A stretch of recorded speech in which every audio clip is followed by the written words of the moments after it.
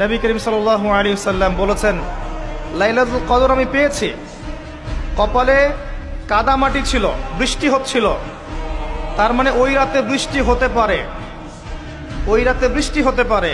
লাইলাতুল কদরের আলামত রাতের বেলা বৃষ্টি হতে পারে। বৃষ্টি হয়েছে, তিনি নামাজ পড়েছেন, কপালের মধ্যে কাদা লেগেছিল, তিনি বের হয়েছেন, সাহাবীদেরকে বলবেন কোন রাতটা লাইলাতুল কদর, আজকের রাতটা লাইলাতুল কদর, এটা বলতে বের হয়েছে। বের হয়ে দেখছেন দুজন মুসলিম আপোষে ঝগড়া করছে।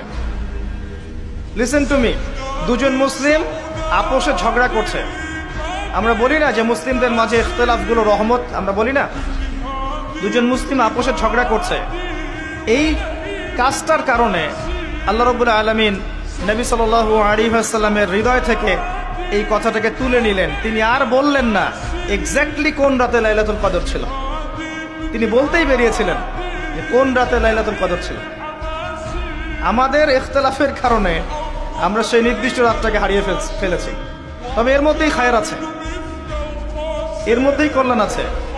আরবিতে একটা প্রবাদ আছে, কুল্লু শার ইউজাদু ফিহিল খায়র, প্রত্যেকটা অকল্যাণের পিছনেই কোনো না কোনো কল্যাণ আছে।